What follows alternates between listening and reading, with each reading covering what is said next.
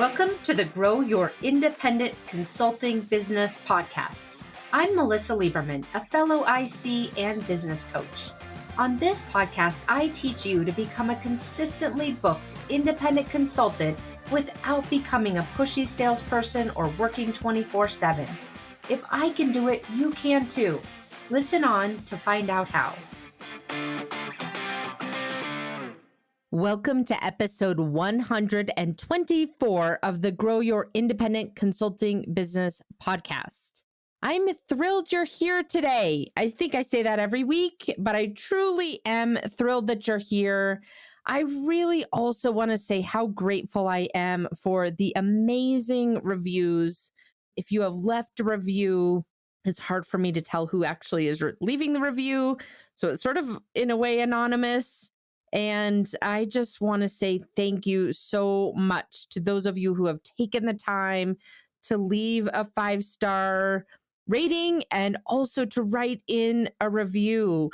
I so appreciate all of the comments and just to hear and see in writing what resonates with you and how the podcast is helping you grow your business.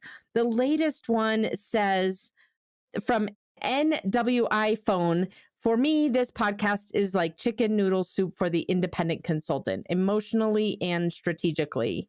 I thought that was such a compliment, and I'm so thrilled to hear that this is a go-to resource for you as you're building your independent consulting business. So thank you so much for the ratings and the reviews. I truly am grateful for them. And they also help other consultants find this resource, this podcast as a resource for them. So if you have a moment and are so inclined and you haven't done so yet, it would be amazing if you wanted to leave a rating and review as well. Okay, so with that, I also want to just share with you on a personal update. The week that this podcast goes live, my two oldest sons, I think you might know, I have 3 sons, age 12, age 9, and age 8. The 2 older sons have qualified for the state long course swim meet. So that means they've been swimming basically since February in long course, which means a 50-meter pool, and have been working so hard. They train 90 minutes a morning, every morning at 7 a.m. this whole summer. And they really don't complain going there, which is really surprising to me. I would think when you're 12 years old, the last thing you want to do is wake up at 6:30 and go to swim practice. But my oldest son especially is incredibly motivated, and he is ranked really high in the rankings for this meet. So I'm really excited to see how he does and to see how all of this hard work might pay off. So anyway, that's what I'm really excited about. Headed over to the western part of Colorado for that swim meet, which is also really fun. It's very close to where my parents' cattle ranch is, so they'll be able to see both of the boys swim. Anyway, a very personal note here, but I thought it would be fun to share that with you because they have worked so hard. And some of you ask me about how they're doing, because sometimes I'll share about how much time I spend at the swimming pool. Actually, usually writing out ideas and brainstorming for the podcast or for different client tools that I'm creating for my coaching clients, those sorts of things. So it's a great place to brainstorm. Anyway, today we're going to be talking about the consultant's CRM. I get so many questions from independent consultants, including my own independent consulting coaching clients, asking about what to do with a CRM. Questions such as, do I need a CRM? Which CRM do I need? Is this really important? If I've got one in place, what can I do to take full advantage of it? Those are the types of questions that I very frequently get. And so I thought I would spend this week's episode talking about CRMs and customer relationship management tools and help you to demystify this a little bit so that it can make a bigger difference in your business. So I'm not going to go into all the nuts and bolts about which CRM you should use or not use, because frankly, it depends on what your own requirements are. I will give you some resources that you can go and look into all of those details. But what I do want to focus today's episode on is really the way you're thinking about the CRM in your business and how you can maximize that by thinking from a business owner's lens and really maximizing, as a result of that way of looking at it, maximizing the impact of the CRM for your business. Because you're not just implementing, or you haven't already implemented a CRM for the sake of doing it. And so I want to make sure that we're just doing a little bit of a checkpoint today to make sure that the reason why you are planning to implement a CRM or have implemented a CRM, you're realizing it. It's coming to life. So that is what our focus will be today. I also want to just remind you that this is part of the series that I'm working on and sharing with you this summer, which is bite-sized ways that you can dial in and tighten up your business consulting operations, your consulting business operations. I think I said that out of order. This is part of that, right? Where you likely have, unless you're very, very brand new, you likely have a process of business development, and a CRM can very effectively support that process. So we're looking to implement tools or optimize tools such as CRMs to help you make the most of the processes you're already operating in your business, so that ultimately you're setting yourself up to get the results that you're looking for. All right. So let's talk about the agenda for today, and then we'll dive into the topic. The agenda for today. Again, I've been thinking about the CRM and really how I think about a CRM and how my coaching clients who leverage CRMs very effectively, how they think about them. And I want to share those thought processes of successful business owners with you so that you can be also thinking about and applying this to the way that you're looking at tools such as a CRM in your business. So again, here in a moment, I'll give you 3 specific resources that you can use to look at the nuts and bolts, such as what are the pros and cons of different CRM solutions. And then we're going to focus today's episode not on all of those gritty details, but really on how you're thinking about the CRM in your business. So it's ultimately driving the results that you want for your pipeline and for your revenue generation and your ability to deliver for your clients with resources at the right time. So specifically, we're going to talk about, I'm going to give you those 3 resources. This is the agenda. I'm going to give you the 3 resources. I'm going to tell you how I changed my mind about CRMs and why, because you may have heard me talking about these in the past, and I want to make sure that we're all clear on some thinking that I've had that shifted around this. And then I'm going to share with you the 6 ways of thinking about a CRM for your business for you to consider. And then we'll wrap it up with 3 ways you can put this episode into action for your business, so you're optimizing and dialing in your business processes. Okay, let me start off by sharing those 3 resources for you. They are 3 different blogs that I've written that you can go access. We'll put the links in the show notes, or you can go to melissalieberman.com and then you'll see a resources tab, and then you can go to blogs and you can just search on CRM and these will come up. So the 3 titles are: what are the best CRMs for consultants and which ones to avoid? That is the first resource, is a blog article. Again, we'll put the link in the show notes. The second resource is how to scale your IC business with a consulting sales funnel, which leverages CRM. And then the third and final resource is a resource that's more of a compilation, and it's 14 essential tools for your consulting business. Okay, so those are the 3 resources that are the companions to today's episode. And with that, let's dive into the content. Look, I changed my mind. Sometimes we think as experts, we should never change our minds. We should never be wrong and therefore have to change our mind. And I want to say that that is not correct, that things are always evolving and we're always learning, and there's nothing wrong with changing your mind. I have changed my mind. I used to think there was a problem changing my mind. It would be something I would avoid at all costs and sort of go down the path of justifying things that shouldn't have been justified, just for the sheer purpose of not needing to change my mind. That's not the case anymore. I fully embrace that it's okay to change your mind. And anyway, that is what I've done. My previous stance about CRMs is that it was not a critical system in your business. And the second previous stance that I had was that a task management system, such as Asana or Trello in some ways, was satisfactory. And I want to edit that.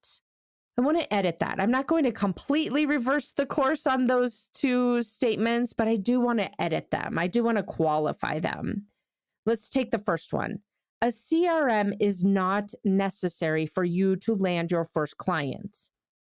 Let me repeat that. A CRM is not necessary for you to go out and land your first or even second or third client. Do not make the mistake of waiting to go pursue client acquisition because you're setting up a CRM. That is primarily why in the past I've said a CRM is unnecessary, because it's one of those things that can feel really productive. You're setting up new software. If you're like me or a lot of us as consultants, we love setting up technology. And so it feels productive, but at the end of the day, it is not necessary for you to go land your first couple of clients. So it is unnecessary in that stage of your business. At the same time, though, it is important to start building up a CRM type of a tool in order to support your lead generation and your nurturing processes. So those can stay top of mind so that you can support yourself to be more consistent and easily build and maintain and nurture relationships as you create them. Because not everyone's going to go straight through your pipeline to become a client. Most people are not. And so you want to be able to maintain and organize and really keep good track of who's in the pipeline, where they're at in the pipeline, and the different types of people in your pipeline. And I'll go into this in a lot more detail here in a minute. It does not need to be complicated, but it is very valuable for you to have a CRM system. And so that's why I'm focusing today's episode on this topic. So a CRM is necessary at a point in your business to make your life easier and more effective from a business development perspective. And also, don't use it as an excuse to delay going out and landing a first client or second client. And then on the side of the task management, what I have found is they just hit their limit. So let me be more clear. In the past, I've said you can just leverage a task management system if you're already using one, such as Asana or Basecamp or something like that, to run your pipeline. Because you're already using that tool, you might as well add your pipeline into it. I want to adjust that as well. I changed my mind. What I have noticed, and there are certainly customizations or that sort of thing. So if you're aware of a way that your task management system, such as Asana, is working, I would love for you to reach out to me. But what I have found for myself and for so many of my coaching clients is that Asana or a Trello, those types of tools, end up hitting an upper limit in terms of their ability to create workflow, auto-generate tasks based on business processes, and aren't really created for CRM purposes. Even though they may have a template for a CRM, it's very rudimentary, almost akin, a little bit more automated than using an Excel spreadsheet. So that's why I recommend use a tool that was meant for CRM, which is not a task management system, which is not Excel, which is a true CRM type of a tool. I would highly recommend going to read that article that I'm linking about the best CRMs for consultants, and then you can get that in place. So that is all the caveat of, the evolution in thinking and what I've been seeing with respect to what's working best for independent consultants like you right now. And that leads me to the next part of this episode, which is thinking about a CRM. As you think about a CRM, and whether you're choosing a CRM for the first time or whether you're optimizing a CRM for your business because you've already got one in place, this applies.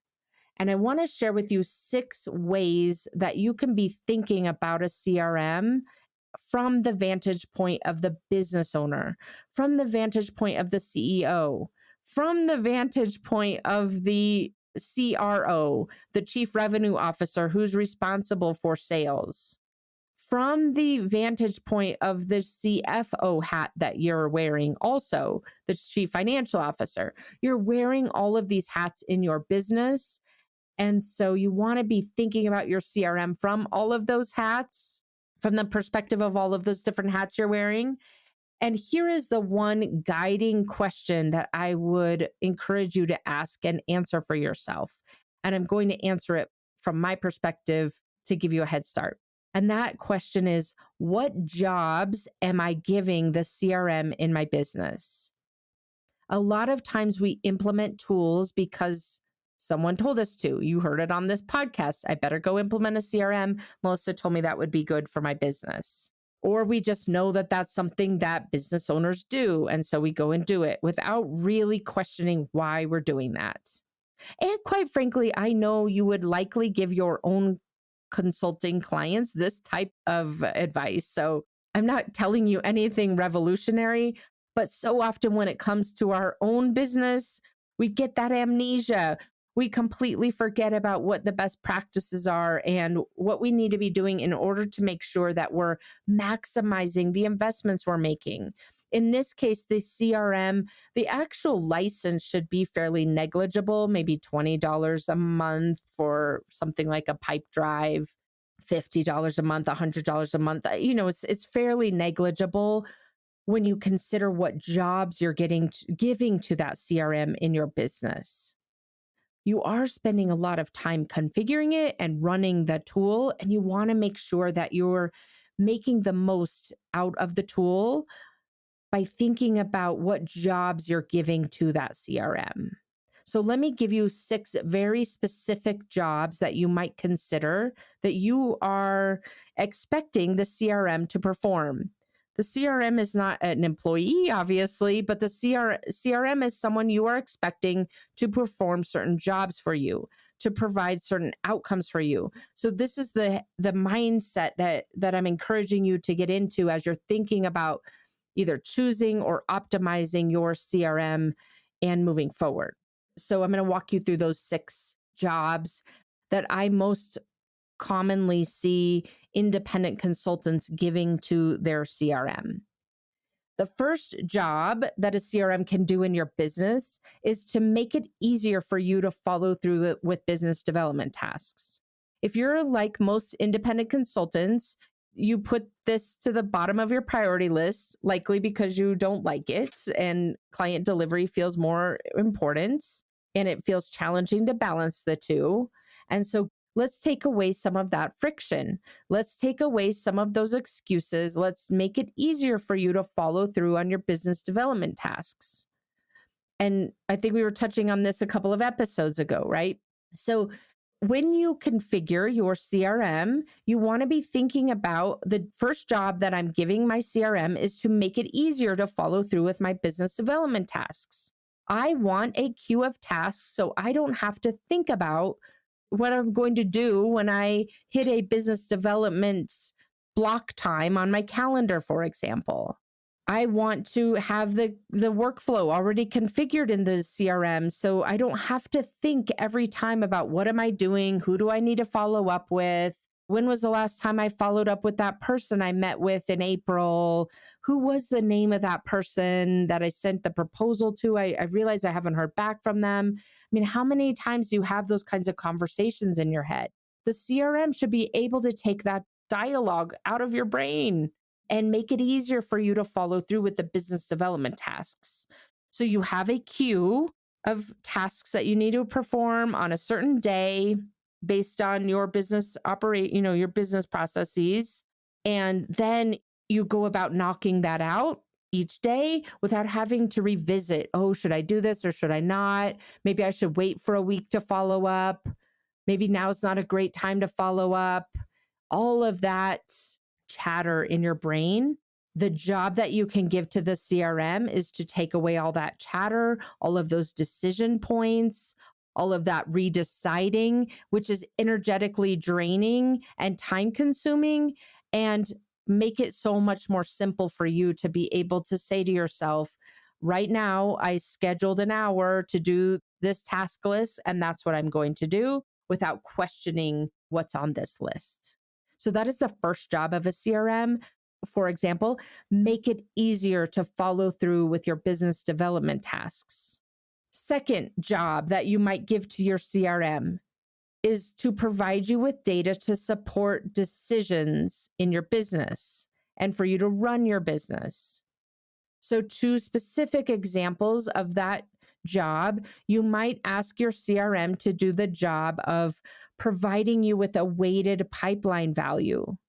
Let's say that you have a goal of making 500K this year, and you know your close rate is around 50% to keep the math easy. You need to have $1 million pipeline. If you look in your CRM and your pipeline is only worth $500,000, it's highly likely, especially if it's at the beginning of the year and you haven't had any cash come in already, just to keep all the math simple. If you look at the weighted pipeline and it's only $500,000 and you know your close rate is 50% and you know that your goal is $500,000, you know you need to add another 500K to the pipeline. The job of the CRM is to provide you with data to support decisions so you can run your business. That is a second job. It can also help you anticipate underneath the data here, this category, it can help you anticipate capacity needs, where you see the timing of different implementations or projects or engagements or retainers, whatever it is you're offering. And you visually, through a CRM, can see where those things might be conflicting with your availability. And perhaps that means you need to increase the focus on identifying subcontractors as part of your pipeline. So that second job is to provide the data you need to support your business decisions so that you can work proactively instead of reacting. So often we're used to reacting because, again, we treat our business as something that we work on when time is left over. That is not the way to be running a business. So set up your CRM so it does the heavy lifting for you. Okay, the third job that you might give to your CRM is to reduce the friction of growing a pipeline by effectively balancing supply and demand. So often I hear from independent consultants, and you might fit into this bucket, where they tell me, well, I slowed down on business development because I'm fully utilized right now and my contracts are going to be, basically take me through the end of the year. So, or my existing engagements take me for the next 6 months. So I'm not working on business development right now because what would I do if I landed a client? What would I do? I would have to tell them I can't work on their engagement, and I would risk damaging my reputation. Well, instead of starting and stopping and starting and stopping and starting and stopping on your business development process and trying to somehow manipulate all of the timing to work out perfectly in your favor and do it without creating extra stress and worry for yourself, which is virtually impossible. The alternate here can be, you know what, I'm going to leverage my CRM to create a consistent business development process. I'm going to give the job to the CRM of helping me to reduce the friction of growing my pipeline, because I'm going to put in the pipeline both prospects as well as a roster of subcontractors that I want to build a relationship with, other support type resources I want to build a relationship with. So when and if I land an engagement that I don't have the capacity to fully take on or to take on at all, I have options for myself, because I gave the job to the CRM to help me create both a pipeline for demand for the client work that I need to track as part of the sales process, and also the resources that might support me in fulfilling that demand if I end up getting more work than I can handle. If you're in your CRM tool and you're putting in prospects, that's prospective clients, you're putting in there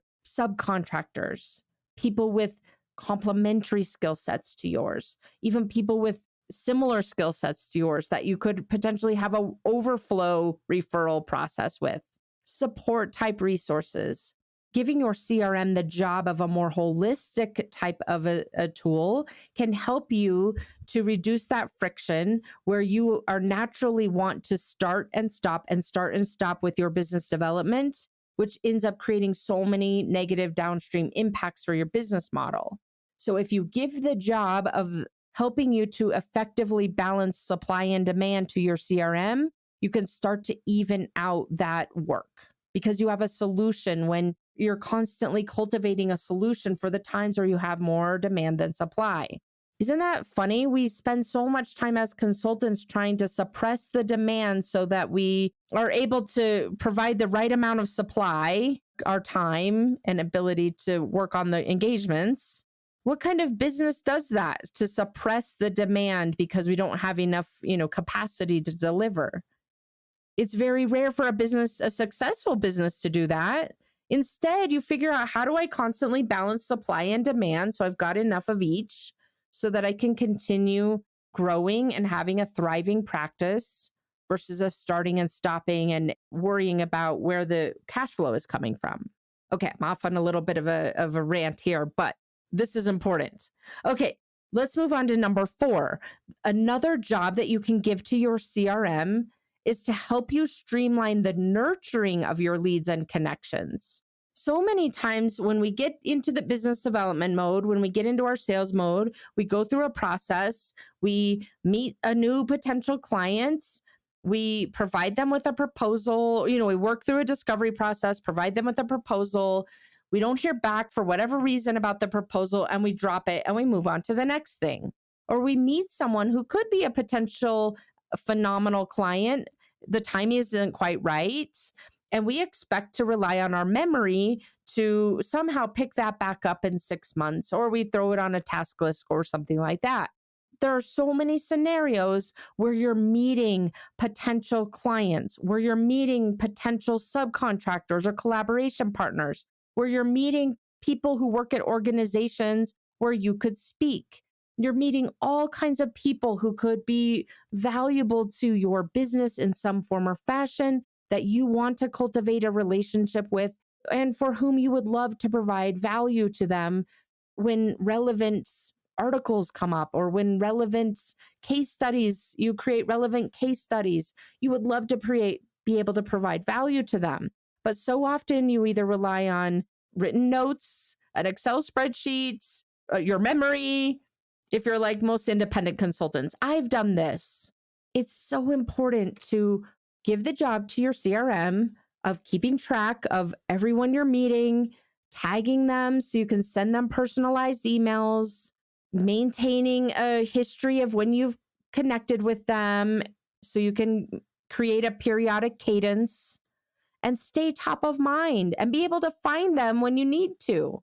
You invest a lot of time in meeting people and selling your services to them. And when they don't move forward, instead of just throwing all of that out of the window, the job of the CRM can be to track that and nurture them and continue creating a relationship with them so that then ultimately they may come back to you when they're ready for the type of work that they see you would be able to provide to them.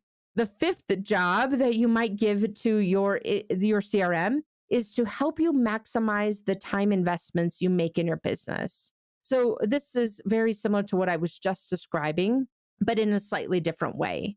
Let me give you an example. I had a time in my business where I was doing, 3 or 4 calls a day at minimum of networking calls. I was meeting all kinds of people, the most interesting people, the people that it was just so fascinating to hear what they were working on or why they had left corporate. And I was meeting so many people, but I was keeping track of them at the time on a piece of paper, 1 piece of paper per person.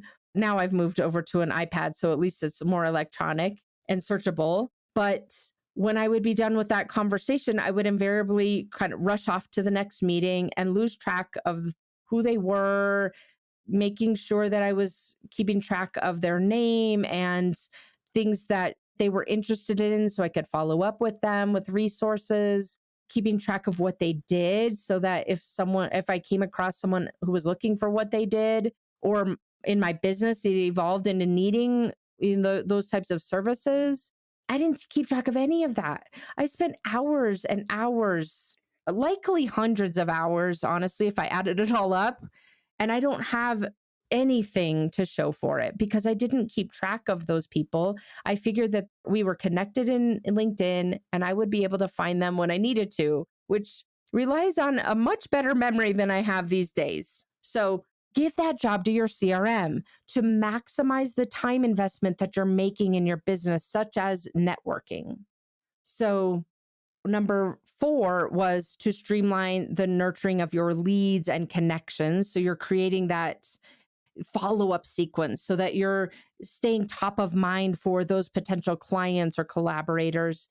And number 5 is to maximize the time investments that you're making, such as networking. Okay, and the 6th and final job that you might consider giving to your CRM that I'll offer to you today, you can think of others as well, and I'll encourage you to do that here in a moment when I give you your homework. But the 6th and final job that you might consider giving to your CRM is to help you streamline and prioritize a good balanced, what I'll call a balanced slate of business development actions. And by that, I mean helping to balance some of your business development with shorter term impact type activities, such as networking or even direct outreach. Those are things that typically will lead to a shorter turnaround in terms of identifying potential clients for your pipeline. And then you also want to balance it with longer term pipeline development activities, such as pursuing speaking engagements. From a balanced slate perspective, you'll put client appreciation type tasks in that CRM. You'll put existing client follow-on work milestones. So for example, you might put in your CRM, when we're 2 months before the end date of the engagement, I'm going to start recommending follow-on work, or when we're 2 weeks before the end of the engagement, or, depending on your timing, I'm going to start crafting that follow-on recommendations. That 6th job that you can give to your CRM is to prioritize and streamline so that you've got a really good mix. You aren't putting all of your eggs in one basket. You're putting a really good mix of relationship development, relationship nurturing, follow up, and you've got that queue of work that then you don't have to question. You know that you've got that balanced slate in place. You take the decision making off the table, and ultimately the decision fatigue, not eliminating probably, but certainly limiting and reducing the decision fatigue for you and your business as you're running it.